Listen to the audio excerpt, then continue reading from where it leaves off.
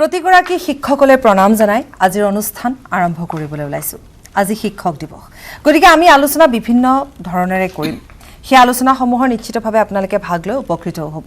কিন্তু পোনপ্ৰথমে এটা ভাল খবৰ আমি আপোনালোকক দি ল'বলৈ ওলাইছো। কোকৰাঝাৰৰ শিক্ষক গৌতম দেৱশৰ্মালৈ ৰাষ্ট্ৰীয় শ্ৰেষ্ঠ শিক্ষক বঁটা দিয়া হৈছে, আগবঢ়োৱা হৈছে। দেশৰ ৪৭জন শিক্ষকৰ অন্যতম হৈছে গৌতম দেৱশৰ্মা। অসম তথা উত্তৰ পূবৰ পৰা এই বঁটাৰ বাবে শৰ্মা একমাত্ৰ নিৰ্বাচিত হৈছে। কোকৰাঝাৰ জিলাৰ উপায়ুক্ত ভাস্কৰ ফুকনৰ পৰা এই বঁটা গ্ৰহণ কৰিছে শিক্ষকগৰাকীয়ে। শৰ্মা কোকৰাঝাৰ চৰকাৰী উচ্চতৰ মাধ্যমিক আৰু বহুমুখী বিদ্যালয়ৰ বিজ্ঞানৰ শিক্ষক। গৌতম দেৱশৰ্মাৰ ঘৰ চিৰাং জিলাৰ বাছু গাঁও। তেওঁ ছাত্ৰ ছাত্ৰীসকলক বিজ্ঞান আৰু গণিতৰ শিক্ষা প্ৰদান কৰিবলৈ বহু অভিনৱ পদ্ধতি উদ্ভাৱন কৰিছে।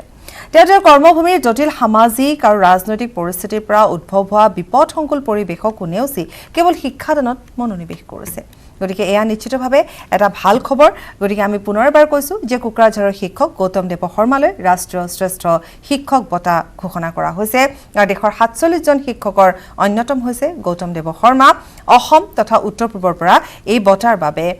শৰ্মা একমাত্ৰ নিৰ্বাচিত হৈছে, একমাত্ৰভাৱে তেওঁ নিৰ্বাচিত কৰা হৈছে। আৰু কোকৰাঝাৰ জিলাৰ উপায়ুক্ত ভাস্কৰ ফুকনৰ পৰা এই বঁটা গ্ৰহণ কৰিছে শিক্ষকগৰাকীয়ে। শৰ্মা কোকৰাঝাৰ চৰকাৰী উচ্চতৰ মাধ্যমিক আৰু বহুমুখী বিদ্যালয়ৰ বিজ্ঞানৰ শিক্ষক। গৌতম দেৱশৰ্মাৰ ঘৰ হৈছে চিৰাং জিলাৰ বাছু গাঁৱত। তেওঁৰ ছাত্ৰ ছাত্ৰীসকলক বিজ্ঞান আৰু গণিতৰ শিক্ষা প্ৰদান কৰিবলৈ বহু ধৰণৰ অভিনৱ পদ্ধতি তেওঁ উদ্ভাৱন কৰিছে আৰু তেওঁৰ কৰ্মভূমিৰ জটিল সামাজিক আৰু ৰাজনৈতিক পৰিস্থিতিৰ পৰা উদ্ভৱ হোৱা বিপদসংকুল পৰিৱেশকো নেওচি কেৱল শিক্ষাদানত মনোনিৱেশ কৰিছে। আজি ৫ ছেপ্টেম্বৰৰ দিনাখন যি অনলাইন মাধ্যম যোগে ভাৰত চৰকাৰৰ শিক্ষা বিভাগৰ তৰফৰ পৰা মোক ৰাষ্ট্ৰীয় কৃতি শিক্ষকৰ বঁটা আগবঢ়োৱা হৈছে কোকৰাঝাৰ জিলা উপায়ুক্তৰ জৰিয়তে মই যথেষ্ট আনন্দিত আৰু এই বঁটা লাভ কৰি আচলতে ইয়াৰ কৃতিত্ব মোৰ একমাত্ৰ নিজৰ বুলি মই ক'ব নোখোজোঁ। জিলা শিক্ষা বিষয়া, এইখন জিলাৰ সমূহ শিক্ষক শিক্ষয়িত্ৰী অভিভাৱক আৰু ৰাইজক মই ইয়াৰ কৃতিত্ব প্ৰদান কৰিছোঁ আৰু তেওঁলোকে আজিৰ এই অৱস্থালৈকে উন্নীত হোৱাত মোক যথেষ্ট দিহা পৰামৰ্শ সহায় সহযোগিতা আগবঢ়াইছিলে। গতিকে নিশ্চয়কৈ ভাল লাগিছে। কিন্তু মই ইয়াকো ক'ব খোজোঁ যে এই বঁটা অকল মোৰ নহয়, সমগ্ৰ অসমৰ কোকৰাঝাৰ তথা BTAD-বাসী সমূহ শিক্ষক শিক্ষয়িত্ৰী অভিভাৱক আৰু ৰাইজৰ এটা অনুপ্ৰেৰণাৰ প্ৰতীক হওক, মই সেয়া আশা কৰিছোঁ। আৰু ইফালে আজি ৰাজ্যত যিহেতু নতুন শিক্ষানীতিৰ এখন উচ্চস্তৰীয় বৈঠক অনুষ্ঠিত হৈ গৈছে। গতিকে ৰাষ্ট্ৰীয় শিক্ষানীতি ২০২০ৰ কাৰ্যকৰী শিক্ষক দিৱসৰ দিনাখনে যিহেতু বহুখিনি এই বৈঠকত সিদ্ধান্ত গ্ৰহণো কৰা হৈছে। গতিকে কেনেধৰণে সিদ্ধান্ত গ্ৰহণ কৰা হৈছে বা উচ্চস্তৰীয় এই বৈঠকখনত বিষয় আৰু কি কথা আছে জানিবলগীয়া আমি সেই সন্দৰ্ভত আমাৰ জ্যেষ্ঠ সাংবাদিক বিপুল বৰ্মন আছে। বিপুল বৰ্মনে আমাক জনাব। বিপুল বৰ্মনে আমাক এই সন্দৰ্ভত জনাব, কাৰণ এই বৈঠকখনত যিহেতু বিপুল বৰ্মনে বৈঠকখন সন্দৰ্ভত আমাক অধিক জনাব পাৰিব। বিপুল, আমি আপোনাৰ ওচৰলৈ আহিছোঁ, আপুনি আছে। গতিকে আজি শিক্ষক দিৱসৰ দিনাখনে উচ্চস্তৰীয় এখন বৈঠক অনুষ্ঠিত হৈ যায়। গতিকে আমি আপোনাৰ পৰা সবিস্তাৰে এই সন্দৰ্ভত জানিব বিচাৰিম। চাওক, আজি আমাৰ ভাৰতবৰ্ষত আজি শিক্ষক দিৱস হিচাপে পালন কৰা হৈছে ৫ ছেপ্টেম্বৰ আৰু এই শুভ মুহূৰ্ততে আজি গুৱাহাটী মহানগৰীৰ যি খানাপাৰাৰ যি পদাধিকাৰী মহাবিদ্যালয় আছে, প্ৰশাসনীয় পদাধিকাৰী মহাবিদ্যালয়, সেই মহাবিদ্যালয়ৰ যি অডিটৰিয়াম আছে প্ৰেক্ষাগৃহ, তাতে আজি এখন বিয়লিৰ ভাগত এখন গুৰুত্বপূৰ্ণ সভা অনুষ্ঠিত হৈছিলে। আৰু এই সভাখন হ'ল যে যিটো আমাৰ ৰাষ্ট্ৰীয় শিক্ষানীতি গোটেই ভাৰতবৰ্ষত প্ৰথমবাৰৰ বাবে যি প্ৰৱৰ্তন কৰা হৈছে আৰু এই শিক্ষানীতিৰ পৰামৰ্শ দিয়াৰ বাবে আজি অসম চৰকাৰে ৭২জনীয়া এখন পৰামৰ্শদাতা কমিটি বনাই দিছিলে। আৰু সেই কমিটিয়ে আজি যদি আমি মঞ্চত কোনে কোনে বহি আছে যদি আমি কওঁ, তেতিয়াহ'লে শিক্ষামন্ত্ৰী ডক্টৰ হিমন্ত বিশ্ব শৰ্মা আৰু লগতে শিক্ষা বিভাগৰ প্ৰধান সচিব বি কল্যাণ চক্ৰৱৰ্তী, তেওঁলোক আৰু লগতে বিশ্বজিৎ দৈমাৰী ৰাজ্যসভাৰ সাংসদ, তেখেতো উপস্থিত আছিলে অতিথি হিচাপে। কিন্তু বাকী যিসকল লোক সভাখনত অংশগ্ৰহণ কৰিছিলে তেওঁলোকে আছিলে সেই 72জনীয়া বিশেষ পৰামৰ্শদাতা আৰু সেই পৰামৰ্শদাতাসকল অকল যে শিক্ষা জগতৰ পৰা আহিছে তেনেকুৱা নহয়, সাংস্কৃতিক জগতকো প্ৰতিনিধিত্ব কৰিছিলে বিভিন্নজনে বা ক্ৰীড়া ক্ষেত্ৰৰ পৰা আমি হিমা দাসকো দেখিছিলোঁ। গতিকে তেওঁলোকক লৈ আজি এই খানাপাৰাত এই সভাখনত আজি তেওঁলোকে কেইবাটাও পৰামৰ্শ দিছে বিভিন্ন ক্ষেত্ৰত, কি ধৰণে খেল ধেমালি স্কুলীয়া পাঠ্যক্ৰমত অন্তৰ্ভুক্ত কৰিলে শিক্ষা কেনেকৈ সংস্কাৰ হ'ব বা সাংস্কৃতিক দিশটো কেনেধৰণৰ হ'ব আৰু শিক্ষা দিশটো কেনেধৰণে মজবুত কৰিব লাগিব, গোটেই কথাবিলাক পৰামৰ্শদাতা কমিটিয়ে পৰামৰ্শ দিছে। কিন্তু মই যিহেতু শিক্ষামন্ত্ৰী হিমন্ত বিশ্ব শৰ্মাই কেইটামান গুৰুত্বপূৰ্ণ কথা কৈছিলে, যিকেইটা মনত আছে মই আঙুলিয়াব বিচাৰিছোঁ যে এয়া 2034 চনত কাৰ্যকৰী হ'ব বুলি কৈছে। টাইম লাগিব, এতিয়া আৰু 13 বছৰ লাগিব। কিন্তু আজি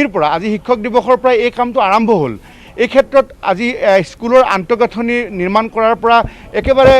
যদি আমি ইউনিভাৰ্চিটিলৈকে যদি আমি চাওঁ, গতিকে সময় লাগিব। আজিৰ পৰাই আন্তঃগাঁথনি নিৰ্মাণৰ কাম অসম চৰকাৰে আৰম্ভ কৰিব। আৰু এটা কথা যে গোটেই ভাৰতবৰ্ষত যিমানখিনি ৰাজ্য আছে, আজি শিক্ষক দিৱসৰ দিনা বা প্ৰথমেই যদি আমি ৰাষ্ট্ৰীয় ক্ৰীড়া নীতি কোনোবাই যদি আৰম্ভ কৰিছে, সেইটো অসম হ'ব পাৰে। কাৰণ ইয়াৰ আগত আমি বেলেগ ষ্টেটে কৰাটো আমি শুনা নাই, হয়তো সকলোৱে আৰম্ভ কৰিছে, কিন্তু অসমে আজি আৰম্ভ কৰিছে কাম। আৰু এটা দুখৰ বিষয় যে আমি আগতে মেট্ৰিকৰ পৰীক্ষা বা হায়াৰ ছেকেণ্ডেৰীত ষ্টেণ্ড কৰাক লৈ আমি যথেষ্ট আনন্দ উল্লাস কৰিছিলোঁ। এতিয়াৰ পৰা এই যিটো ৰাষ্ট্ৰীয় শিক্ষা নীতি আৰম্ভ হ'ব, এই যেতিয়া প্ৰৱৰ্তন হ'ব সম্পূৰ্ণৰূপে, তেতিয়াহ'লে আমি আমাৰ দৰ্শক মই জনাব বিচাৰিছোঁ যে 9ৰ পৰাই মাৰ্কছ কেৰি কৰিব, 9, 10, 11, 12। কিন্তু এই যিটো আমি 20টা ষ্টেণ্ড কৰে, 10টা ষ্টেণ্ড কৰে মেট্ৰিক হায়াৰ ছেকেণ্ডেৰী, এই মেট্ৰিক পৰীক্ষা বুলি আৰু কোনো একো নাথাকিব। আৰু লগতে এটা কথা যে যদি আমি স্নাতকৰ ক্ষেত্ৰত চাওঁ, যদি BA পঢ়া সময়ত যদি তাতে আমি বৰ্তমান সময়লৈকে অনাৰ্ছ ল'ব পাৰে বিভিন্ন ছাবজেক্টত, সেই যিটো অনাৰ্ছ লোৱা ফিজিক্স, মেথছ বা যিকোনো ধৰণৰ পলিটিকেল ছায়েন্স, এইবিলাকত কোনো অনাৰ্ছ ল'ব নোৱাৰিব। যিটো সামূহিকভাৱে পঢ়িব লাগিব সেই স্নাতকৰ ক্ষেত্ৰত। আৰু লগতে এটা কথা কৈছে যে কোনোবাই যদি ধৰক যদি গান বাজনা বা সংগীতৰ ক্ষেত্ৰত তেওঁৰ চৰ্চা থাকে, তেনেহ'লে তেওঁ মিউজিক এণ্ড ফাইন আৰ্টছ লগতে আকৌ পলিটিকেল ছায়েন্স এই ধৰণৰ পঢ়িব পাৰিব। গতিকে শিক্ষামন্ত্ৰী ডক্টৰ হিমন্ত বিশ্ব শৰ্মাই কৈছে যে যদি কাৰোবাৰ খেলৰ প্ৰতি ধাউতি আছে, তেনেহ'লে তাত স্পৰ্টছটো ইনক্লুড হৈ থাকিব, লগতে আৰু তাৰ লগতে ইকনমিক্স বা ফিজিক্সো থাকিব। গতিকে এই গোটেই যিটো সংস্কাৰ, তেখেতে কৈছে যে এইটো আচলতে বিশ্বব্যাপী এটা শিক্ষা সংস্কাৰৰ কথা কোৱা নাই, এইটো এই প্ৰাচীন ভাৰতৰ যি শিক্ষা আছিলে সেই তালৈ আকৌ উভতি গৈছোঁ। মুঠৰ ওপৰত তেখেতে কৈছে যে আমি সকলোৱে যদি ইমপ্লিমেণ্ট কৰোঁ, তেতিয়াহ'লে দেশত আজি 2030ৰ পিছৰ পৰা শিক্ষা জগতত পোহৰ আহিব বা শিক্ষা জগতৰ জৰিয়তে দেশত যথেষ্ট এটা সংস্কাৰ হ'ব বুলি তেখেতে যিটো আমাক বাইট দিছিলে বা ভাষণ প্ৰসংগত এইখিনি কথা কৈছিলে। পাপৰি, নিশ্চয় হয়, নিশ্চয় বিপুল বৰ্মন, আপোনাক ধন্যবাদ জনাইছোঁ। গতিকে এইখিনি কথাই সামৰি আমি আলোচনাও কৰিম। আমাৰ সৈতে আছে, আমি আমাৰ ষ্টুডিঅ'লৈ আহিব বিচাৰিছোঁ আৰু স্বাগতম জনাব বিচাৰিছোঁ প্ৰাক্তন সচিব সেবাৰ কমল গগৈ ডাঙৰীয়া, আপুনি আছে আমাৰ সৈতে। আমাৰ সৈতে আছে ৰাতুল গোস্বামী ডাঙৰীয়া, প্ৰধান সম্পাদক প্ৰাথমিক শিক্ষক সন্মিলনী। সুৰঞ্জন দত্ত আছে বিজেপিৰ মুখপাত্ৰ। আৰু লগতে টিয়কৰ পৰা আমাৰ সৈতে আমি পোনপটীয়াকৈ সংযুক্ত হ'ম এগৰাকী শিক্ষয়িত্ৰী পাপৰি বৰাৰ সৈতে। গতিকে আমি আলোচনা কৰিম আজিৰ বিষয়ে, বিশেষকৈ শিক্ষক দিৱস উপলক্ষে আৰু বহুখিনি কথা। মই আপোনাৰ ওচৰলৈ প্ৰথমতে আহিম। শিক্ষক দিৱস উপলক্ষে প্ৰথমতে আপোনাৰ পৰাই আমি কিছু জনা নজনা কথা জানিব বিচাৰিম, তাৰ পাছত আমি আলোচনাৰ মাজলৈ আহিম। কেইবাগৰাকীও শিক্ষকক আজি বঁটা দিয়া হৈছে, গতিকে আমি সেই সন্দৰ্ভতো জানিব পাৰিম আপোনাৰ পৰা। হয়, মই যিহেতু আজি নিজে শিক্ষক দিৱস অনুষ্ঠিত কৰি আমাৰ জিলাৰ 22জন কৃতি শিক্ষকক আমি সন্মান যাচিলোঁ। এটা অনুভৱ, নিজেও 10 বছৰকাল শিক্ষক আছিলোঁ। আজিৰ এই পবিত্ৰ দিনটোত অসমৰ যিমান শিক্ষাগুৰুৱে আজি এনেধৰণৰ কৃতিত্ব সহকাৰে সন্মান লাভ কৰিছে, আৰু যিসকল শিক্ষাগুৰুৱে আজিও এই কৰোণা মহামাৰীৰ সময়ত বিদ্যালয়ৰ হকে চিন্তা কৰি আছে, কাম কৰি গৈছে, সেইসকলক মই আজি শ্ৰদ্ধা আৰু প্ৰণিপাত যাচিছোঁ। তেখেতসকল সুস্বাস্থ্য লৈ থাকক আৰু তেখেতসকলে সমাজৰ বাবে আৰু আদৰণীয় হৈ থাকক। আৰু ৰাষ্ট্ৰীয় পৰ্যায়ত আদৰ্শ শিক্ষকৰ বঁটা লাভ কৰিছে অসমৰ শৰ্মা ডাঙৰীয়াই, তেখেতলৈও মই এই আপাহতে অভিনন্দন জ্ঞাপন কৰিলোঁ। এতিয়া শিক্ষাগুৰুসকলে যি এই বঁটা লাভ কৰিছে, ই নিশ্চয় আদৰণীয়, এইটো পৰম্পৰা চলি আহিছে আৰু আমাৰ সমাজে তেখেতসকলক যথেষ্ট শ্ৰদ্ধা সহকাৰে আৰু বিনম্ৰতাৰে চাই যে আমাৰ ল'ৰা ছোৱালীবিলাকক দেশৰ ভৱিষ্যতৰ নাগৰিক গঢ়ে আগবঢ়াই লৈ যাওক। আৰু এইটোৱে অনুপ্ৰেৰণা যাচিছে আজি মাননীয় মুখ্যমন্ত্ৰী মহোদয়ে, শিক্ষামন্ত্ৰী মহোদয়ে তেখেতসকলক ৰাজ্যিক পৰ্যায়তো দিছে আৰু এটা কথা ভাল হ'ল কেইবছৰমানৰ আগৰ পৰা এটা সিদ্ধান্ত লোৱা হ'ল যে ৰাষ্ট্ৰীয় পৰ্যায়ত যদি বঁটা লাভ কৰে 2 বছৰ চাকৰিকাল বৃদ্ধি পাব আৰু ৰাজ্যিক পৰ্যায়ত যদি তেখেতসকলে বঁটা লাভ কৰে 1 বছৰ চাকৰিকাল বৃদ্ধি পাব হেতু যথেষ্টখিনি অনুপ্ৰেৰণা যোগাইছে আৰু জিলা পৰ্যায়ৰ পৰা নিৰ্বাচিত হৈ থাকিলে ভৱিষ্যতে ৰাজ্যিক আৰু নেশ্যনেল পৰ্যায়লৈ যাবলৈ বঁটা পাবলৈ সুবিধা হয় আমি যাম ৰাতুল গোস্বামী ডাঙৰীয়া আপোনাৰ ওচৰলৈ আজি নতুন শিক্ষানীতিৰ যিখন উচ্চস্তৰীয় বৈঠক অনুষ্ঠিত হৈ গ'ল আপুনি তাৰ পৰা পোনে পোনে আমাৰ ষ্টুডিঅ'লৈ আহিছে গতিকে বৈঠকখন সন্দৰ্ভত ইতিমধ্যে আমাৰ জ্যেষ্ঠ সাংবাদিকগৰাকীয়ে আমাক সবিশেষ জনাইছে কিন্তু বৈঠকৰ উপৰিও আমি শিক্ষানীতিৰ ওপৰত আপোনাৰ পৰা জানিম নতুন শিক্ষানীতিৰ ওপৰত যেহেতু যিদিনাখন এই কথাটো ঘোষণা কৰা হৈছিল যথেষ্ট প্ৰতিক্ৰিয়াৰ সৃষ্টি হৈছিল তাৰ মাজত কিছু যোগাত্মক প্ৰতিক্ৰিয়াও আছিল কিছু আমি দেখিবলৈ পাইছিলোঁ নিগেটিভ প্ৰতিক্ৰিয়া আছিল ঋণাত্মক প্ৰতিক্ৰিয়া আছিল প্ৰশ্ন তেতিয়া উঠিছিল যে মেট্ৰিক নাইকিয়া হ'ব হাই ছেকেণ্ডাৰী নাইকিয়া হ'ব প্ৰশ্ন উত্থাপন হৈছিল বিভিন্ন ধৰণৰ আন্তঃগাঁথনিক লৈও গতিকে আমি আপোনাৰ পৰা কিছু কথা যাতে সুবিধাসন্মত হয় দৰ্শকসকলৰ বাবেও সেই সন্দৰ্ভত জানিব বিচাৰিম আজি ৰাষ্ট্ৰীয় শিক্ষানীতিৰ ওপৰত প্ৰথমখন বৈঠক হৈছে অসমৰ আৰু আমি অত্যন্ত আশাবাদী যে অসমৰ মাননীয় শিক্ষামন্ত্ৰী ডাঙৰীয়াই গভীৰ আস্থা আৰু বিশ্বাসেৰে আজি শিক্ষক দিৱসৰ দিনটোত 34 বছৰৰ পিছত ভাৰত চৰকাৰে গ্ৰহণ কৰা শিক্ষানীতিখনক অসমত প্ৰয়োগ কৰিবৰ কাৰণে উচ্চস্তৰীয় সমিতিখনৰ প্ৰথমখন বৈঠক আহ্বান কৰিছিল আমি ধন্যবাদ জনাইছোঁ এই প্ৰশ্নটো হ'ল আপুনি যিটো প্ৰশ্ন সুধিছে যে এইখনক লৈ যিটো প্ৰতিক্ৰিয়া এখন হোৱাৰ পিছতে হৈছে আমাৰ দৃষ্টিত কিয় প্ৰতিক্ৰিয়া হৈছে প্ৰশ্নটো সেইটো এই কাৰণে হৈছে যে এইখন পোনপ্ৰথমতে কস্তুৰী ৰংগন ডাঙৰীয়াই 1 জুন 2019 তাৰিখে 480 পৃষ্ঠাৰ প্ৰতিবেদনখন দিছিল তাৰ পিছত 10 জুন 2019ত 53 পৃষ্ঠাৰ এখন প্ৰতিবেদন প্ৰস্তুত হৈছিল তাৰ পিছত 28 অক্টোবৰ 2019 তাৰিখে এখন 55 পৃষ্ঠাৰ প্ৰতিবেদন এখন প্ৰস্তুত হৈছিল তাৰ পিছত 31 ডিসেম্বৰ 2019 তাৰিখে 60 পৃষ্ঠাৰ প্ৰতিবেদনখন প্ৰস্তুত হৈছিল যিখনৰ ওপৰত ভিত্তি কৰি 29 জুলাই 2020 তাৰিখে এইখন কেবিনেটে গ্ৰহণ কৰিছিল যিখন কেবিনেটে গ্ৰহণ কৰিছিল সেইখন 60 পৃষ্ঠাৰ আছিল কিন্তু কেবিনেটে গ্ৰহণ কৰাৰ দিনাখনে 6টা নতুন পৃষ্ঠা সংযোজন কৰা হৈছিল আৰু সেইটো 66 পৃষ্ঠালৈকে বৃদ্ধি হৈছিল যাৰ ফলত ভাৰতবৰ্ষৰ বিভিন্ন সংগঠনে শিক্ষক সংগঠন বুদ্ধিজীৱী সংগঠনে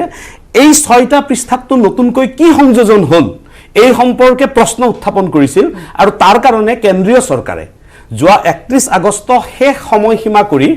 95টা প্ৰশ্নৰ এখন প্ৰশ্নাৱলী দিছিল আৰু সেই প্ৰশ্নাৱলীৰ উত্তৰসমূহ ভাৰতবৰ্ষৰ বিভিন্ন শিক্ষাবিদ শিক্ষকে দিছে আমিও অসমৰ পৰা বহু শিক্ষকে এই প্ৰশ্ন উত্তৰাৱলী দিছো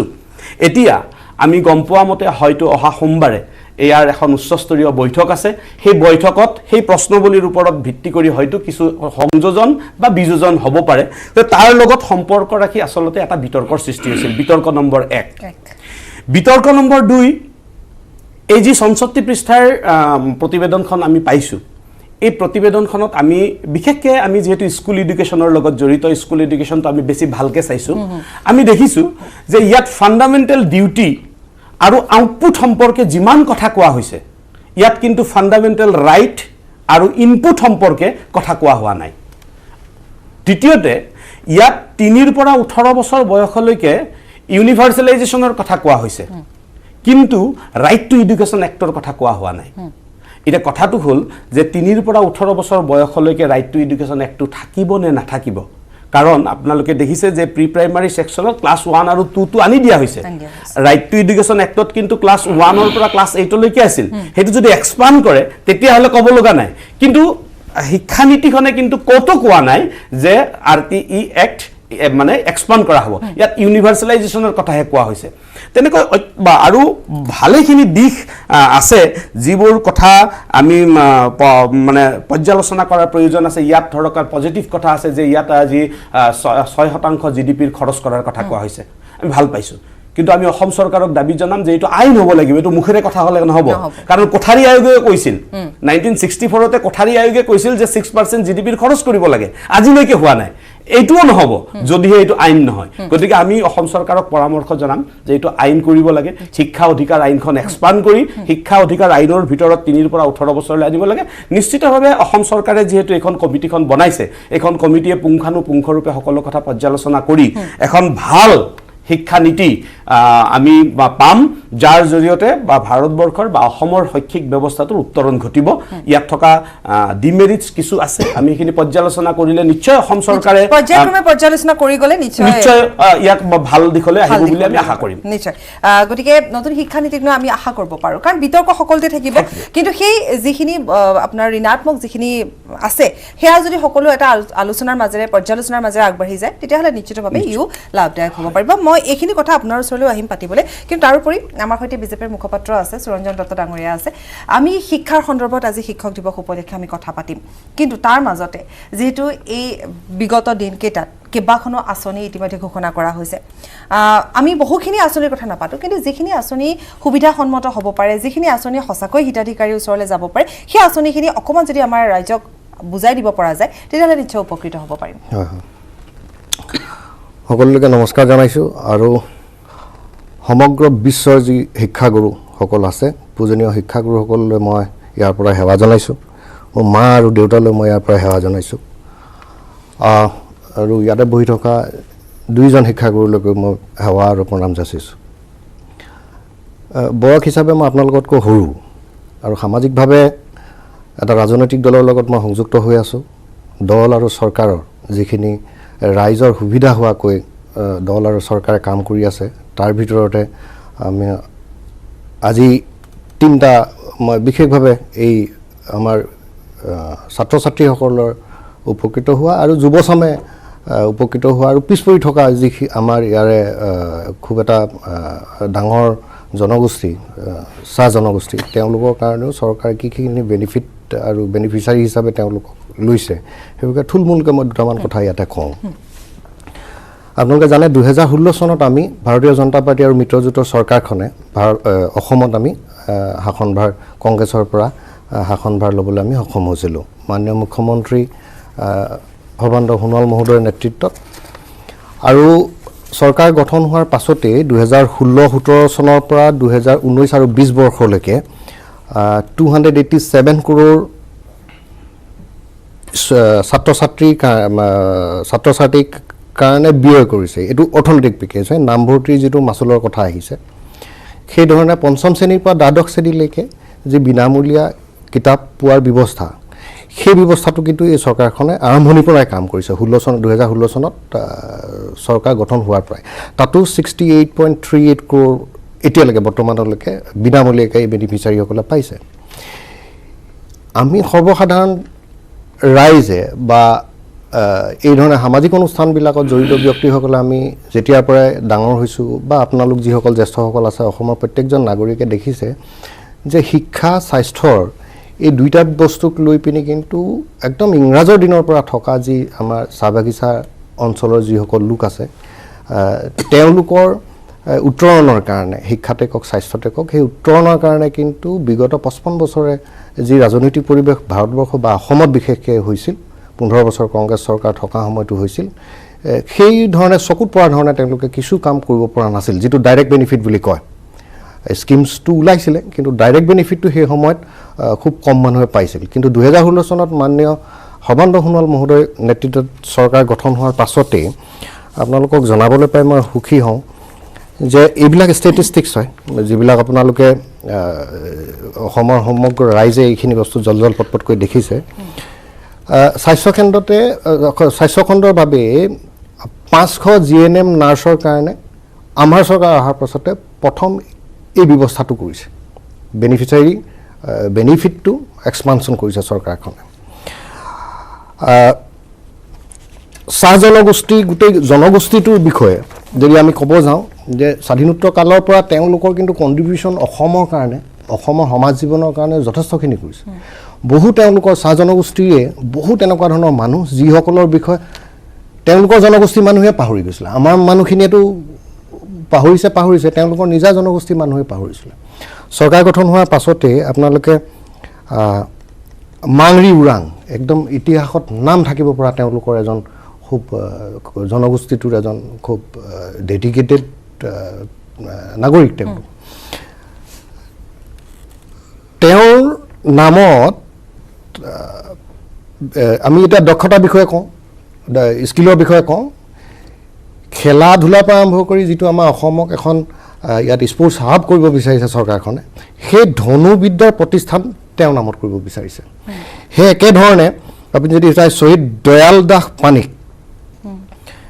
তেওঁকো স্বাধীনতা এই মানে শ্বহীদ হৈছিল স্বাধীনতাৰ সময়ত তেওঁ শ্বহীদ হৈছিল কিন্তু সেই জনগোষ্ঠীটোৰ পৰা সেইখিনিকো সেই যিজন ব্যক্তি শ্ৰদ্ধাৰ ব্যক্তি তেখেতকো কিন্তু আমাৰ চৰকাৰ অহাৰ পাছত জনগোষ্ঠীটোক ৰিপ্ৰেজেণ্ট কৰিব পৰাকৈ তেওঁলোকক আমি এনেধৰণে কথা পাতি গৈ থাকিম আৰু ৰাজ্যৰ সুবিধাৰ্থে এই কথাখিনি আমি আলোচনা কৰিম কিন্তু সময় চমু বাণিজ্যিক বিৰতি হৈছে এইখিনি বিৰতি এটি লৈ লৈছোঁ চুৰিয়া চিমেণ্ট ব্যৱহাৰ কৰিলে ঘৰ 50% অধিক মজবুত হয় আপোনাৰ ঘৰ অটুট হ'লে হ'ব অটুট অসম চুৰিয়া চিমেণ্ট অটুট ঘৰ অটুট অসম আজি আমি নতুন শিক্ষানীতিৰ ওপৰতো কথা পাতিম সমান্তৰালভাৱে কথা পাতিম যে ৰাজ্য চৰকাৰে ইতিমধ্যে কেইবাখনো আঁচনি ঘোষণা কৰিছে এই আঁচনিসমূহ মহিলাৰ কাৰণে বা শিশুসকলৰ কাৰণে কিমান দূৰ ফলপ্ৰসূ হ'ব পাৰে বা অন্যান্য আঁচনিসমূহৰ ওপৰতো আমি আলোচনা আগবঢ়াই যাম কিন্তু তাৰ মাজতে যিহেতু শিক্ষক দিৱস গতিকে আমি আপোনালোকৰ সৈতে পৰিচয় কৰাই দিম এগৰাকী শিক্ষয়িত্ৰীৰ সৈতে আমাৰ সৈতে টিয়কৰ পৰা পোনপটীয়াকৈ সংযুক্ত হৈ আছে পাপৰি বৰা গতিকে তেখেতে আমাক জনাব তেখেত এগৰাকী এনে ধৰণৰ শিক্ষয়িত্ৰী যি সময়খিনিক সঁচাকৈ সৎ প্ৰয়োগ কৰিছে যিখিনি ছাত্ৰ ছাত্ৰী তেওঁলোকৰ সৈতে ছাত্ৰ ছাত্ৰীসকলৰ যাতে অন্যান্য বেলেগ ধৰণে তেওঁলোকে ক্ৰিয়েটিভিটি কামো কৰিব পাৰে গতিকে সেয়াও তেওঁ বা ছাত্ৰ ছাত্ৰীসকলক সহায় কৰিছে আমি সংযুক্ত হ'ম কিছু কাৰিকৰী বিজুতি ঘটিছে আমি সংযুক্ত হ'ম কিছু সময়ৰ পাছতে আমি পুনৰ ষ্টুডিঅ'লৈ আহিম নতুন শিক্ষানীতিয়ে আমাৰ ভাষা ক্ষেত্ৰত যথেষ্ট উন্নত সাধন কৰিব সেয়া এটা কথা দ্বিতীয়তে কথাটো হ'ল যে যিহেতু শিক্ষানীতিত বিজ্ঞান আৰু গণিতক বাদ দি সকলো মাতৃভাষা হ'ব লাগিব বা লোকেল লেংগুৱেজ যিটো কথা কোৱা হৈছে গতিকে এই ক্ষেত্ৰত দেখিবলৈ পোৱা গৈছে কলা সংস্কৃতি ভাষা ক্ৰীড়া সকলো ক্ষেত্ৰতে নিশ্চিতভাৱে উন্নতি সাধন কৰিব ডাঙৰীয়া মই আপোনাৰ ওচৰলৈ আহিম ধন্যবাদ প্ৰথমে মই এটা কথা কৈ লওঁ পুৰণা শিক্ষানীতিৰে বহুত দিন কাম কৰি শিক্ষা বিষয়া হিচাপে অলপ আমনি লাগিছিল গতিকে নতুন শিক্ষানীতিৰ এটা নতুন টেষ্ট ল'বলৈ মন গৈছে গতিকে মই নতুন শিক্ষানীতিখনত কেইটামান দিশ দেখা পাইছোঁ সেইটো হ'ল প্ৰথমটো হ'ল প্ৰিন্সিপল কেইটাৰ ভিতৰত এটা প্ৰিন্সিপল হ'ল ফ্লেক্সিবিলিটি আছে আমাৰ এই নিউ এডুকেশ্যন পলিচিখনত ইয়াৰ বিষয়ে বৰ বিতং আলোচনা নকৰোঁ এই ফ্লেক্সিবিলিটিৰ দ্বাৰা আমি কিছুমান কথা ষ্টেট লেভেলত আমি ৰিফৰ্মো কৰি ল'ব পাৰোঁ আগবাঢ়ি যাব পাৰিম যিখিনি আগত আমাৰ মানে ভুল হৈ গৈছিল সেইখিনি আমি ইয়াত আমি পূৰণ কৰিব পাৰিম সেই ভুলখিনি সংশোধন কৰিব পাৰিম এই শিক্ষানীতিত আছে নো হাৰ্ড ছেপাৰেশ্যন মাল্টি ডিচিপ্লিনাৰী মানে বিভিন্ন বিষয় অলপ আগতে আপুনি কৈ গৈছে বিষয়বিলাক কেনেধৰণে ল'ব পাৰিব তাতোতকৈ ভাল কেইটামান কথা দিছে যিখিনি কথা আজিকালি মই চাইছোঁ শিক্ষকেই হওক ছাত্ৰই হওক ক্ৰিয়েটিভিটি আৰু ক্ৰিটিকেল থিংকিং যদি নাথাকে আমি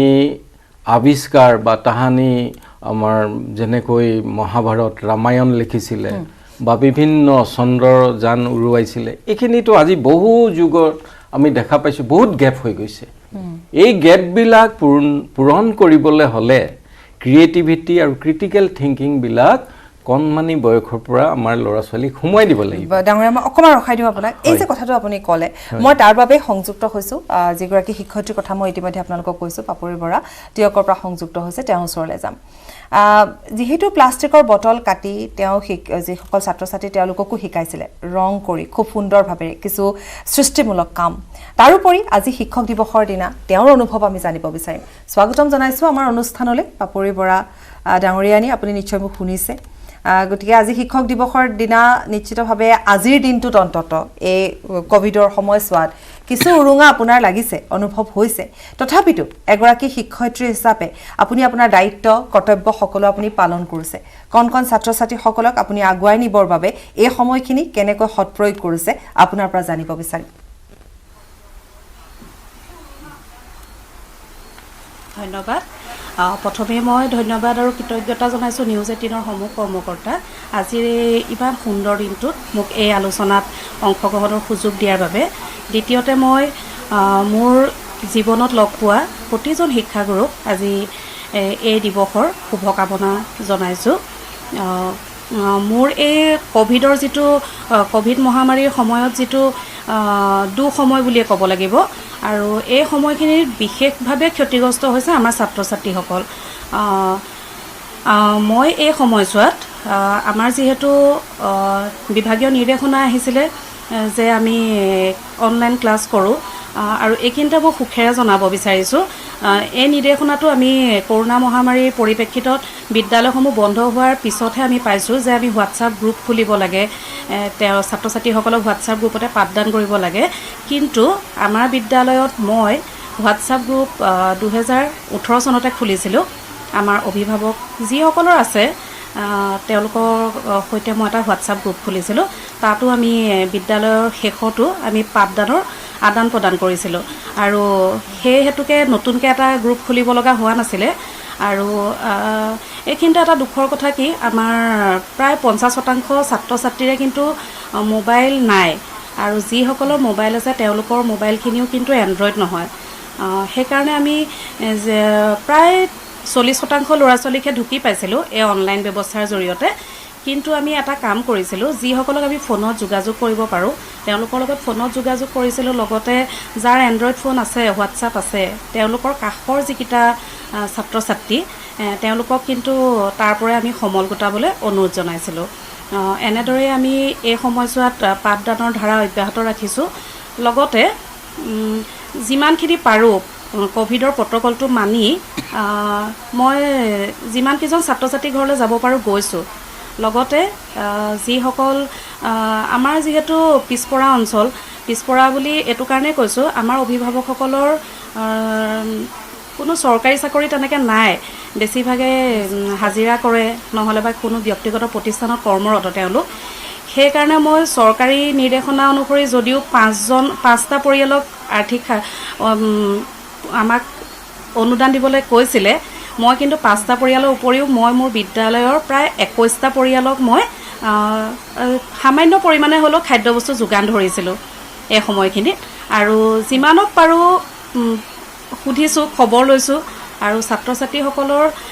অনলাইন যে দিবই লাগিব বুলি তেনেকুৱা কথা নহয়, যিসকলৰ পৰা নাই মই ফোন যোগে খবৰ লৈছোঁ, মই নিজে গৈ হ'লেও আপোনাৰ পৰা আৰু কিছু কথা জানিম, আপোনাৰ অনুভৱ জানিম। আৰু হয় নিশ্চয়, আৰু কণ ছাত্ৰ ছাত্ৰীসকলক বৰ্তমানো আপুনি শিক্ষাদান কৰিছে, কেনেকৈ কৰিছে সেয়াও আমি জানিম। কিন্তু সময় হৈছে চমু বাণিজ্যিক বিৰতি। চুৰিয়া চিমেণ্ট ব্যৱহাৰ কৰিলে ঘৰ 50% অধিক মজবুত হয়। আপোনাৰ ঘৰ অটুট হ'লে হ'ব অটুট অসম। চুৰিয়া চিমেণ্ট, অটুট ঘৰ, অটুট অসম।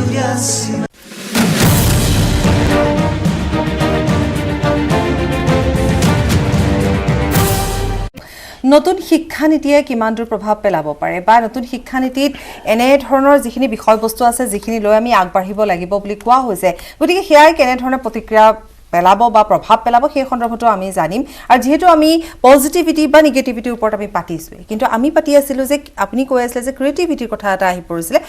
সেয়াও জানিম। আৰু লগতে আমি সমান্তৰালভাৱে জানি আছোঁ যে বিশেষকৈ আমাক যথেষ্ট সুবিধা প্ৰদান কৰিব বা যথেষ্ট উন্নত সাধন কৰিব, বিশেষকৈ যিখিনি আমাৰ স্থানীয় ভাষা হওক, যি ভাষাই নহওক স্থানীয় ভাৱৰ ভাষা, লগতে ক্ৰীড়া সংস্কৃতি যিটো দিশ আমাৰ সকলো ক্ষেত্ৰতে যথেষ্ট অনুপ্ৰেৰণা যোগাব বা উন্নত কৰাৰ এটা সমল বুলি আমি ক'ব পাৰোঁ। আমি আধৰুৱা হৈ ৰৈছিলোঁ। আমাৰ ছাত্ৰ ছাত্ৰীৰ মাজত যথেষ্টখিনি প্ৰতিভা সোমাই আছে, আৰু এই পটেঞ্চিয়েলিটিখিনি আমি উলিয়াবৰ কাৰণে আমাৰ শিক্ষকসকলক আমি প্ৰস্তুত কৰি ল'ব লাগিব, নহয়নে গোস্বামী ডাঙৰীয়া? আমি এটা নতুন শিক্ষানীতি কৰিবলৈ গৈছোঁ। আমাৰ শিক্ষক অলপ আগতে আপুনি পাপৰি বৰাৰ যি দেখুৱালে, ক্ৰিয়েটিভিটি প্ৰত্যেকজন শিক্ষকৰ থাকিব লাগিব, আৰু তেওঁলোকে ক্ৰিটিকেলি তাৰমানে থিংকিংবিলাক প্ৰথমে শিক্ষকসকলে কৰিব লাগিব। শিক্ষকসকল যদি প্ৰস্তুত নকৰে, এতিয়াও যদি আমি কৰোণা মহামাৰীৰ টাইমত আমি এনেধৰণে থাকোঁ নহ'ব। আমি এতিয়া বিদ্যালয়মুখী লাহে লাহে হ'ব লাগিব, যেতিয়া চৰকাৰে নিৰ্দেশনাবিলাক দিব। আৰু আমি ছাত্ৰ ছাত্ৰী আৰু বহুমূলীয়া সময় নষ্ট কৰিবগৈ নোৱাৰোঁ। গতিকে এই ক্ৰিটিকেল থিংকিঙৰ কথা বহু শিক্ষকৰ মাজত আছে, তেওঁলোকে ক্ৰিয়েটিভিটি তেওঁলোকে জানে কেনেকৈ কৰিব লাগে, ছাত্ৰ ছাত্ৰীক কেনেকৈ শিক্ষা দিব লাগে জানে। এই শিক্ষক দিৱসত মই এতিয়া আহ্বান জনাম যে এইখিনি তেখেতসকলে বিদ্যালয় মজিয়াত আগবঢ়াই নিব পৰাকৈ এইকেইদিন প্ৰস্তুত হৈ লওক। ইয়াৰ পিছত লাইফ স্কিল ডেভেলপমেণ্টৰ কথাটো আহিব। ইমান ভাল কথা আমাৰ নতুন শিক্ষানীতিত সোমাই আছে যে লাইফ স্কিল ডেভেলপমেণ্ট যদি ছাত্ৰ ছাত্ৰীৰ নহয় তেওঁলোকে জীৱনত মানুহ হৈ খাবগৈ নোৱাৰিব। আৰু যিকোনো কথা এটাই আমি আগতে দেখিছোঁ হাতত মোনা এটা ল'বলৈ টান পায়, এতিয়া বজাৰ কৰি খাব পৰা প্ৰতিজন ছাত্ৰ ছাত্ৰী হ'ব লাগিব, মোনা লৈ যাবলৈ লাজ কৰিব নালাগিব, গাঁৱত খেতি কৰিব লাগিব। এইখিনি লগে লগে ethics, human and constitutional value এইখিনি জনা হ'ব লাগিব। আচলতে শিক্ষানীতিৰ দ্বাৰা কেনেধৰণে কৰিব লাগিব, পাঠ্যপুথি, চিলেবাছ, কেৰিকুলামে আমাক এই কথাবিলাক কৈ যাব। তাৰ বাবে আমাৰ নিশ্চয় শিক্ষকৰ প্ৰশিক্ষণ হ'ব। হ'লেও নিজৰ যিখিনি সমল, মই আজি পবিত্ৰ শিক্ষক দিৱসত এটাই আহ্বান জনাওঁ, আমাৰ মাননীয় শিক্ষাগুৰুসকলে তেখেতসকলে বেছিকৈ অধ্যয়ন কৰক, কিতাপ অধ্যয়ন কৰক। আৰু অধ্যয়ন নকৰিলে, অভিজ্ঞতা আহৰণ নকৰিলে আমি ছাত্ৰ ছাত্ৰীক কিন্তু আগবঢ়াব নোৱাৰিম। এই নতুন শিক্ষানীতিও নতুন শিক্ষানীতিয়েই হৈ থাকিব। তাৰোপৰি ৰেচপেক্ট ফৰ লোকেল কণ্টেক্সট, আপুনি যিটো কৈছিলে, স্থানীয় ভাষা, মাতৃভাষা, স্থানীয় খেলা ধূলা, এই সকলোবিলাক আচলতে আছে। এইখিনি কিন্তু এতিয়া আমি বিদ্যালয়ত নিজে সজাই পৰাই ল'ব পাৰিম, সজাই পৰাই আগবঢ়াই যাব পাৰিম। এইটো কথা কোৱা হোৱা নাই যে আমি স্থানীয় ভাষা শিকিবলৈ যাওঁতে ৰাষ্ট্ৰীয় বা বিদেশী ভাষাক আমি অৱমাননা কৰিম, সেই কথাও কোৱা নাই। আৰু ইয়াক লাইট এণ্ড টাইট কৰিছে, টাইটো কৰি দিছে আমাৰ শিক্ষানীতিটো, অন্যহাতে একেবাৰে লাইটো, একেবাৰে পাতলো, যে আমি মানে কেনেধৰণে ইমপ্লিমেণ্ট কৰিম। ইমপ্লিমেণ্ট কথাটো কিন্তু আটাইতকৈ ডাঙৰ। বিষয়াসকলৰ দায়িত্ব আছে, অকল শিক্ষকক কৈ থাকিলে নহ'ব। ইমপ্লিমেণ্ট পদ্ধতিত বিষয়াসকলৰ গুৰুৰ দায়িত্ব আছে, আৰু যিসকলে ফিল্ডত কাম কৰি আছে সেইসকলৰ পৰামৰ্শ ঊৰ্ধ্বতম কৰ্তৃপক্ষই সদায়ে ল'ব লাগে, তেতিয়াহে আমি ছাকচেছ হ'ম। আৰু শেষৰ কথাকেইটা হ'ল education is a public service, সেইটো হিচাপে ধৰি লওক এটা ৰাইজৰ সেৱা মুদত সকলোৱে শিক্ষকে কাম কৰিব লাগিব। কেৱল বিষয়াসকল কাৰ্যালয়লৈ আহি চাইন কৰিলে নহ'ব, ফাইলত চাইন কৰিলে নহ'ব, শিক্ষক আহি এটেণ্ডেঞ্চত চাইন কৰিলে নহ'ব, প্ৰকৃতাৰ্থত পাব্লিক ছাৰ্ভিচটো দিব পাৰিব। আৰু শেষৰ কথাটো হ'ল 10 নম্বৰ পইণ্টটো, encouragement to the private education any institution or foreign institution, এইটো PPP মুডত কৰাৰ কথা কৈছে।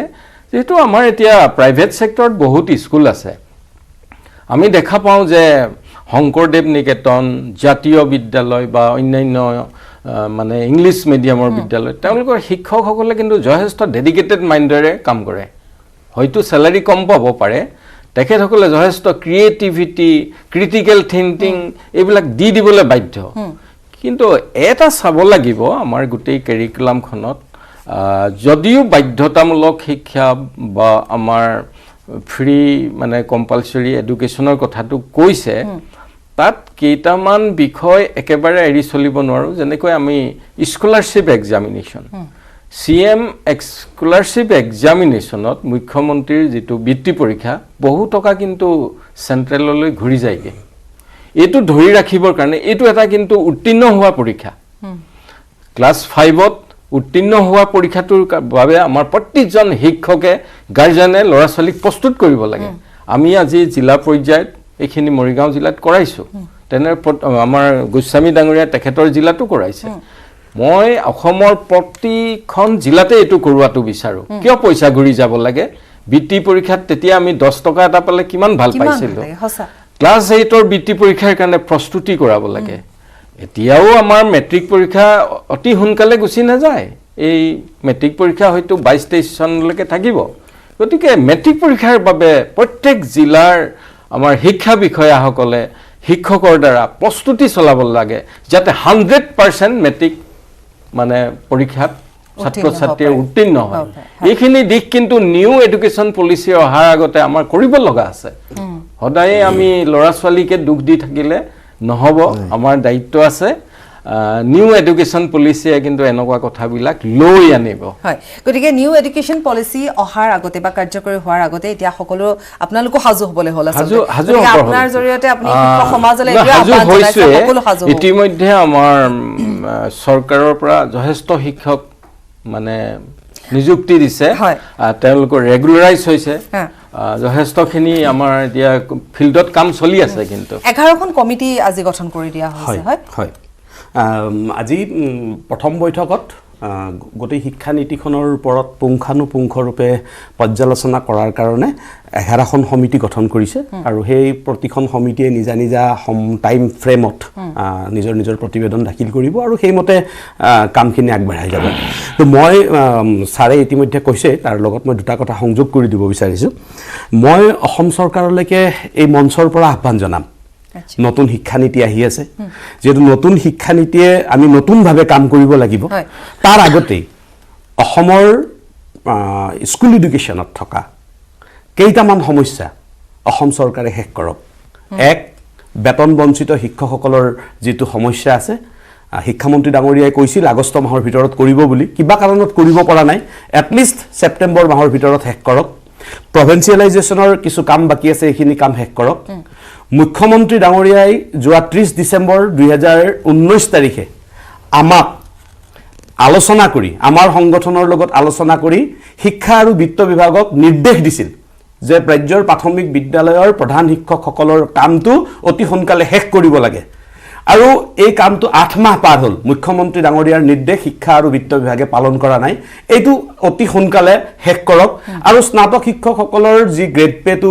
কৰ্তন কৰা হৈছিল এই কৰ্তন কৰা কামখিনি শেষ কৰি এটা পৰিৱেশ সৃষ্টি কৰক যাতে শিক্ষকসকল ৰাজপথলৈ আহিবলগীয়া নহয় দ্বিতীয়তে মই ছাৰে কোৱা কথা এটাত মই যোগ দিব বিচাৰিছোঁ ছাৰে এটা কথা বাক্য কৈছিল কোৱাৰ মাজতে যে প্ৰাইভেট বিদ্যালয়ৰ শিক্ষকসকলে ডেডিকেটেডলি কাম কৰে পিপিপি মুদৰ কথা কৈছে নাই প্ৰাইভেট বিদ্যালয়ৰ শিক্ষকসকলে ডেডিকেটেডলি কাম কৰে সত্য কথা কিয় কৰে আমাৰ নিপা নামৰ যিটো অৰ্গেনাইজেশ্যন মানে ভাৰতবৰ্ষৰ নিপাই কৰা সাৰ্ভে মতে ভাৰতবৰ্ষৰ চৰকাৰী মাধ্যমত কাম কৰা শিক্ষকসকলে তেওঁলোকৰ বিদ্যালয়ৰ শৈক্ষিক সময় যিটো মুঠ সময় তাৰে কেৱল 19% সময়হে পাঠদানৰ কাৰণে ব্যৱহাৰ কৰিব পাৰে বাকি সব নন টিচিং কামত প্ৰাইভেট গভৰ্ণমেণ্ট স্কুলৰ টিচাৰবোৰক ব্যৱহাৰ কৰা হয় তেলে গভৰ্ণমেণ্ট স্কুলৰ টিচাৰসকলক যদি নন টিচিং কামত ব্যৱহাৰ কৰা হয় তেনেহলে ডেডিকেটেডলি কাম কৰে কত প্ৰশ্নটো তাত জড়িত হৈ আছে সেইকাৰণে নতুন শিক্ষানীতিয়ে এই কথাটো স্পষ্ট কৰি দিছে যে শিক্ষকসকলক অনাশৈক্ষিক কামত লগাব নালাগে আমি স্বাগতম জনাইছো আৰু হেতু অসম চৰকাৰে ভাৰত চৰকাৰে প্ৰত্যেকখন চৰকাৰে হেতু ষ্ট্ৰিক্টলি ব্যৱহাৰ কৰক যাতে কোনো নন টিচিং কামত মানে ব্যৱহাৰ কৰা নহয় তেতিয়া হলে নিশ্চয় এই কথাটো ভাল হ'ব আৰু যেটো অলপ আগতে ছাৰে কৈছিল মই আপোনাক মই অকমান ৰখাব লাগিব কাৰণ বিৰতি এটা সময় হৈছে গতিকে মই এইখিনিতে সময় বাণিজ্যিক বিৰতি ল'ম বিৰতিৰ পাছত উভতি আহি আমি পুনৰ আলোচনা কৰিম ঠিক চুৰিয়া চিমেণ্ট ব্যৱহাৰ কৰিলে ঘৰ 50% অধিক মজবুত হয় আপোনাৰ ঘৰ অটুট হলে হ'ব অটুট অসম চুৰিয়া চিমেণ্ট অটুট ঘৰ অটুট অসম স্বাগতম বিৰতিৰ পাছত গতিকে আপোনালোকে নিশ্চয় ইমান সময় আমি নতুন শিক্ষানীতি বুলিয়ে নহয় আমি অন্যান্য বহুখিনি কথা আমি আলোচনা কৰিছোঁ তাৰ মাজত যিহেতু এই মুহূৰ্তত ৰাতুল গোস্বামী ডাঙৰীয়াই কেইবাটাও কথা কৈছে যে এই কথাখিনি যিখিনি সমস্যা আছে শিক্ষক সমাজৰ সেই সমস্যাখিনি যদি সমাধান কৰা হয় বা সেই সমস্যাখিনি অতি সোনকালে তাৰ এটা সিদ্ধান্তলৈ যদি আহে তাৰ পাছত কিন্তু নতুন শিক্ষানীতিৰ বাবে সকলো শিক্ষক সাজু হৈ আছে পাপৰি বৰা আছে আমাৰ সৈতে আমি আপোনাৰ ওচৰলৈ আহিছোঁ পাপৰি বৰা ডাঙৰীয়ানী যেহেতু আপুনি কৈছে যে আপোনালোকে এই সময়ছোৱা এই পেণ্ডামিকৰ সময়ছোৱা আপোনালোকে অনলাইন ক্লাছৰ পৰা আদি কৰি যেনে ধৰণে ছাত্ৰ ছাত্ৰীক সহায় কৰিব লাগে কৰিছে আজিৰ দিনটোতো আপুনি শিক্ষা দিছে কেনেকৈ দিছে আমি থুৰতে আপোনাৰ পৰা জানিব বিচাৰিম আৰু কেনে ধৰণে আপুনি উপকৃত কৰিছে হয় মই তো আগৰ যিখিনি মই কথা কৈছিলোঁ তাতে মই এটা কথা ক'বলৈ থাকি গৈছিলে এইটো কথা আজি ইমান এটা সুন্দৰ দিন আৰু এই দিনটো আমি শিক্ষকতা জীৱনত প্ৰৱেশ কৰাৰ পিছত 2012 চনত মই যোগদান কৰিছোঁ বিদ্যালয়ত তেতিয়াৰ পৰা এই দিনটো আমাৰ কাৰণে বিশেষ আৰু আজি সেই 8 বছৰৰ পিছত এই আজিৰ দিনটোত ছাত্ৰ ছাত্ৰীসকলৰ সান্নিধ্য বাৰুকৈ অভাৱ অনুভৱ কৰিছোঁ আৰু এই মহামাৰীৰ সময়ত আমি যেটো আপুনি কৈছে অনলাইন শিক্ষাৰ কথা এই শিক্ষা ব্যৱস্থাটোৱে ছাত্ৰ ছাত্ৰীসকলক উপকৃত কৰিছে নাই কৰা বুলি নকওঁ হয়তো তেওঁলোকে এই অনলাইন শিক্ষাৰ কথাটো যদি নাহিলেহেঁতেন তেওঁলোকে হয়তো এই ছমাহত চাগে বহুখিনি কথা পাহৰিয়ে গ'লহেঁতেন আমি তেওঁলোকক এতিয়া সোঁৱৰাই থকা নিচিনা হৈছে হয় হয় এতিয়া তেওঁলোকে সেইটো কাৰণে মই ভাবিছোঁ তেওঁলোকে 100% উপকৃত নাই হোৱা যিহেতু আমাৰ নিচিনা সমাজ ব্যৱস্থাত আচলতে মুখামুখি শিক্ষাটোৱে যিটো সহায় কৰিব তেওঁলোকক অনলাইন শিক্ষাটোৱে আচলতে তেনেধৰণে ঢুকি নাপায়গৈ হ'লেও কিন্তু তেওঁলোকে একেবাৰে শূন্য হৈ যোৱা নাই আমি তেওঁলোকক যেতিয়া বিদ্যালয় নতুনকৈ আকৌ আৰম্ভ হ'ব তেতিয়া আমি তেওঁলোকক কিন্তু একেবাৰে জিৰ'ত নাপাওঁ তাৰমানে অলপ হ'লেও তেওঁলোক কিন্তু আগবাঢ়ি আছে সেইটো কাৰণে অনলাইন শিক্ষা ব্যৱস্থাই মই উপকৃত কৰিছে বুলিয়ে ভাবোঁ ছাত্ৰ ছাত্ৰীসকলক আৰু আপুনি প্ৰথমে যিটো কথা কৈছিলে আমাৰ বিদ্যালয়ত যিটো মই এইটো কথা ক'বলৈ বিচাৰিছোঁ প্লাষ্টিক প্ৰদূষণ ৰোধ কৰিবৰ বাবে আমাৰ বিদ্যালয়ত আমি 2016 চনৰ পৰা কাম কৰি আছোঁ যিটো বিট দ্য প্লাষ্টিক পলিউশ্যন আমি প্লাষ্টিকৰ যিখিনি বটল পেলনীয়া বটল সেইখিনিৰ পৰা আমি বিদ্যালয়ৰ ফুলনিত বেৰা দিয়া সেইখিনি আপোনালোকে দেখিছে তাৰ উপৰিও কিন্তু মই ছাত্ৰ ছাত্ৰীসকলক অকল কিতাপৰ শিক্ষাৰ মাজতে ৰখা নাই কিন্তু যেতিয়াৰ পৰা হয় মই বঁটাটো পোৱাটো ডাঙৰ কথা নহয় সেইখিনিত মোৰ সকলোৱে অৰিহণা আছে কিন্তু মই ছাত্ৰ ছাত্ৰীসকলক পাপৰি বৰা ডাঙৰীয়ানী আমি আপোনাক এই মুহূৰ্তত ধন্যবাদ জনাব লাগিব আৰু সেই কথাখিনিকে মই আপোনাক তেতিয়াই সুধিছিলোঁ যে সৃষ্টিমূলক যিখিনি কাৰ্য যিখিনি কাম সেই কথাখিনিৰ কথা যিটো আপুনি কৰিছে আৰু তেনেধৰণেও আপুনি ছাত্ৰ ছাত্ৰীসকলক আগবাঢ়ি যাবলৈ উদগনি জনাইছে আপোনাক ধন্যবাদ আমি যিহেতু পাতি আছোঁ আপুনি যিখিনি সমস্যাৰ কথা আমাক কৈছে গতিকে সেই সময়ছোৱাত যিহেতু আমাৰ হাতত সময় কম গতিকে এতিয়া 1000খন মডেল স্কুলৰ কথা কোৱা হৈছে গতিকে তাৰ মাজত নিয়মীয়া শিক্ষক নিয়োগ লগতে শ্ৰেণী ব্যৱস্থাৰ কথাও কোৱা হৈছে গতিকে সকলোবোৰ কেনেধৰণে আগবাঢ়ি যাব পাৰিব চাওক মানে মই আপোনাৰ সেই 1000খন মডেল স্কুলৰ কথাটোৰ পৰা আৰম্ভ কৰিছোঁ ৰাজ্য চৰকাৰে সিদ্ধান্ত লৈছে ইতিমধ্যে সৰ্বশিক্ষা অভিযান মিছনৰ পৰা ডাইৰেকশ্যন গৈছে সেইমতে হয়তো বিভিন্ন জিলাত বিদ্যালয় নিৰ্বাচনো হৈ গৈছে কৰা কিন্তু মোৰ প্ৰশ্নটো হ'ল আপুনি এজন বেয়াক ভাল কৰাটো উচিত নে ভালক ভাল কৰাটো উচিত সময় কমি আহিলে মই আসলে আপোনাক সময় দিব নোৱাৰিম এতিয়া বুজি পাইছোঁ গতিকে মই ভাবোঁ যে এজনীয়া বিদ্যালয়বোৰকো তাত সন্নিৱিষ্ট কৰাটোৰ প্ৰয়োজনীয়তা আছিল এইটো যিটো হোৱা নাই 1 মিনিট আছে মোৰ হাতত মই আপোনাৰ ওচৰলৈ যাম প্ৰাদেশিকীকৰণৰ কথাটো কোৱা হৈছে এইখিনিতো মানে আজি বিষয়টো আহি মই নিজেও খুব ধন্য মানিছোঁ ছাৰহঁতক পাইছোঁ চৰকাৰে সদিচ্ছা আছে কাৰণে আপোনালোকে ইমানখিনি এই 4টা বছৰত বিশেষকৈ অসম চৰকাৰৰ কথা কৈছোঁ মাননীয় মুখ্যমন্ত্ৰী মাননীয় শিক্ষামন্ত্ৰী মহোদয়ৰ সদিচ্ছা থকাৰ বাবেই এই ধৰণৰ এটা পৰিৱেশ সৃষ্টি হৈছে আৰু অলপ দিনৰ আগতে আপোনালোকে নিয়মীয়াকৰণৰ কথাটো দেখি গৈছে যোগ্যতা ভিত্তিক শিক্ষকসকলে চাকৰি পাইছে আমি আশাবাদী চৰকাৰখনে 4 বছৰ যথেষ্ট কৰিছে আৰু মই আটাইতকৈ বেছি আশাবাদী ক'ত গম পায় এই টেট শিক্ষক যিসকল আজি লাষ্ট আপুনি 5-10 বছৰৰ পৰা আমি যিসকলক দেখি আহিছোঁ মই সামাজিক মাধ্যমতে বহুত এনেকুৱা শিক্ষক মানে আমাৰ বয়সৰ বা আমাতকৈ সৰু বা আমাতকৈ অলপ ডাঙৰ যিসকল আছে তেওঁলোকৰ যিবিলাক এই ছাৰে যিখিনি কথা কৈছে ক্ৰিয়েটিভিটি আৰু মানে খুব আজি এই বাইদেউগৰাকী টিয়কৰ পৰা যি আছে এইখিনিয়ে মই ভাবোঁ যে অনাগত সময়ত নতুন শিক্ষা ব্যৱস্থাৰ লগতে আৰু অসমৰ যি শৈক্ষিক পৰিৱেশ এইটোৱে মই ভাবোঁ বিশ্বায়নৰ লগত মানে আমি খোজ মিলাব পৰাকৈ উঠি অহা প্ৰজন্মক আমি সেই ধৰণৰ এটা পথ প্ৰদৰ্শন কৰিব পাৰিম আৰু চৰকাৰৰ যি সদিচ্ছা এই 4 বছৰত অসমৰ ৰাইজে দেখিছে আৰু বাকী ইয়াত থকা বিষয়া ছাৰো আছে গোস্বামী ছাৰহঁতো আছে আপোনালোকেও দেখিছে সদিচ্ছাবিলাক আৰু মই এইটোৱে মানে মই এজন উঠি অহা প্ৰজন্মৰ যুৱক হিচাপে মই ধন্যবাদ জনাওঁ যিসকল শিক্ষাৰ লগত জড়িত নতুনকৈ আমাৰ যুৱ প্ৰজন্ম ওলাই আহিছে তেখেতলোকলৈ মই সেৱা জনাইছোঁ আৰু অনাগত দিনত এই নতুন শিক্ষানীতি আৰু আপোনালোকৰ নিচিনা জ্যেষ্ঠ আৰু শ্ৰেষ্ঠ যিসকল শিক্ষাবিদ শিক্ষাৰ লগত জড়িত ব্যক্তি আছে আপোনালোকৰ যি মাৰ্গদৰ্শন হ'ব চৰকাৰে যিমান পাৰে কৰিবলৈ চেষ্টা কৰিব সময় কমি আহিল মই আমাৰ আচলতে চাবলৈ গ'লে বহুত কথাই আছিল পাতিবলগীয়া গতিকে আমি আৰু এটা দিন ল'ম এই সন্দৰ্ভত পাতিবলৈ মই ধন্যবাদ জনাইছোঁ আপোনাকো ধন্যবাদ জনাইছোঁ আৰু অনুষ্ঠানৰ পৰা বিদায় লৈছোঁ নমস্কাৰ চুৰিয়া চিমেণ্ট ব্যৱহাৰ কৰিলে ঘৰ 50% অধিক মজবুত হয় আপোনাৰ ঘৰ অটুট হ'লে হ'ব অটুট অসম চুৰিয়া চিমেণ্ট অটুট ঘৰ অটুট অসম